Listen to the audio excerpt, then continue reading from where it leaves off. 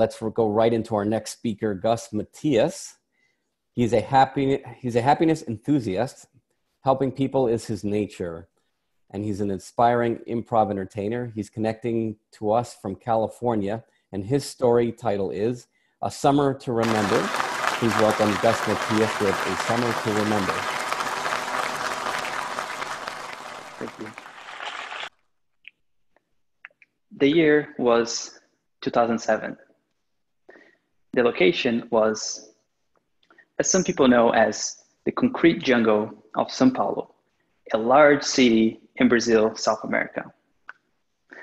So there I am, sitting in my classroom while I'm learning English, and just like any other day, very colorless, just practicing my to-bes, my to-dos, my to-haves, my to-travels. Wait, did anyone say travel?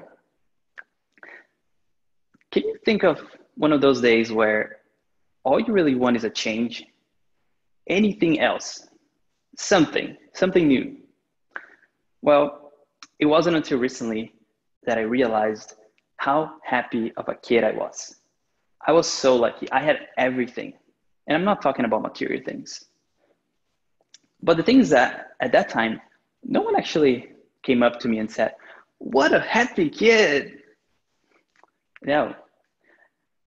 It actually took me decades to realize that. So there I am, sitting in my classroom, completely perplexed by this idea of going anywhere else other than my friend's house, when my English teacher come up to me and ask, "So, Gustavo, what do you think about the idea of doing an international exchange program?" Yes, of course. That was my immediate reaction. I really wanted to jump for it, without really knowing what the heck that meant. Interviews, dozens of immigration paperwork later, and hours later traveling to the other side of the country, or the planet actually, I finally arrived at a small city in New Hampshire, United States. And that was during the summer of that same year. It was hot. It was exciting. And I was scared. But I finally find myself at a summer camp with people from 40 different countries all around the world in that same place. Now, it's interesting to remember that we were reminded that I was in a camp for people that had special needs.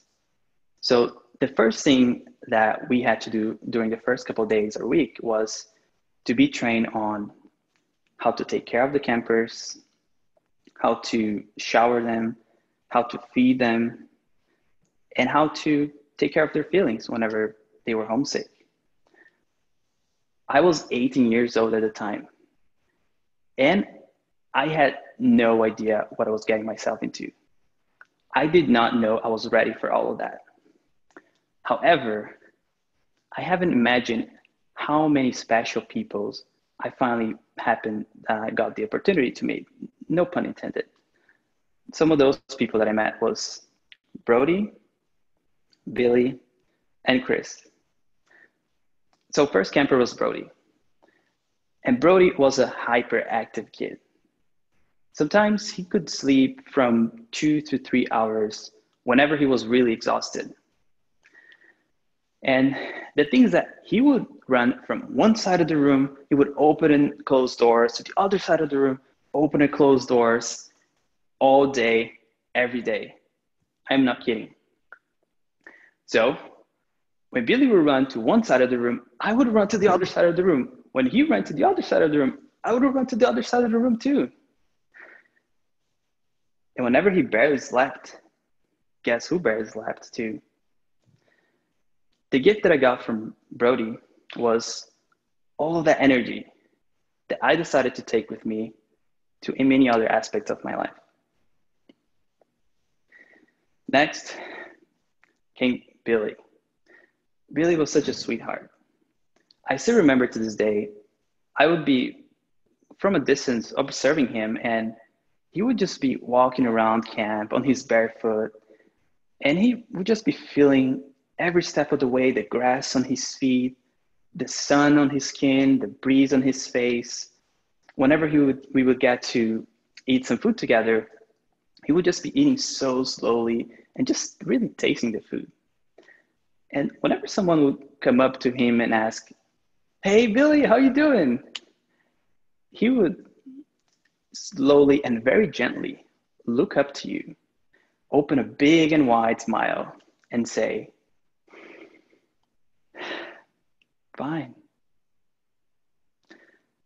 Billy appreciated every second of it.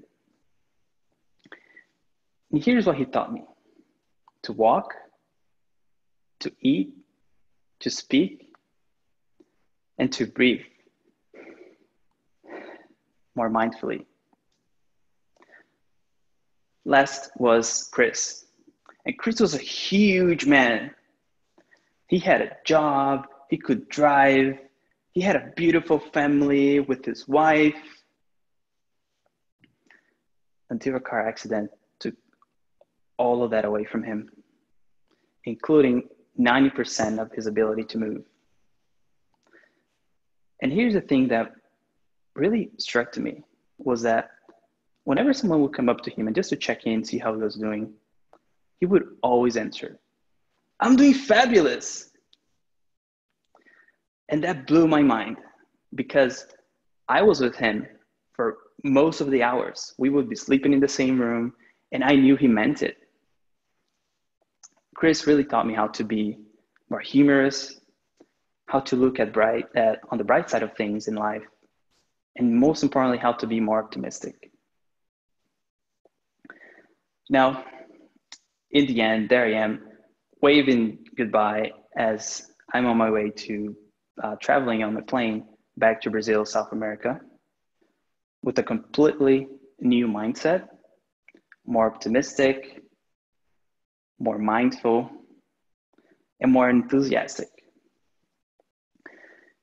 Now, here's a bigger gift that I got was the new experiences, the new friends, and even a new girlfriend.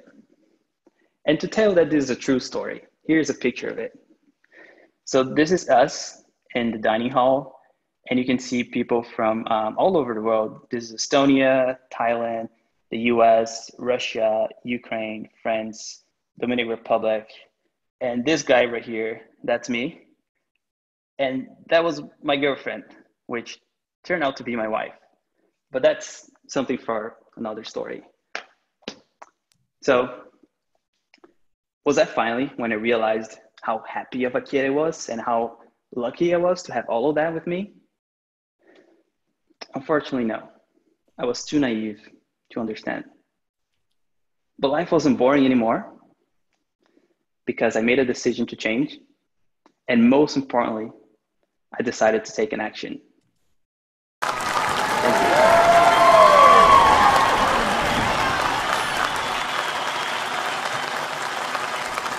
Thank you, Gus. Thank you very much. I love the image of the summer camp in New Hampshire and the transformation you went through. And I'm biased because guess what? I grew up in New Hampshire. So great to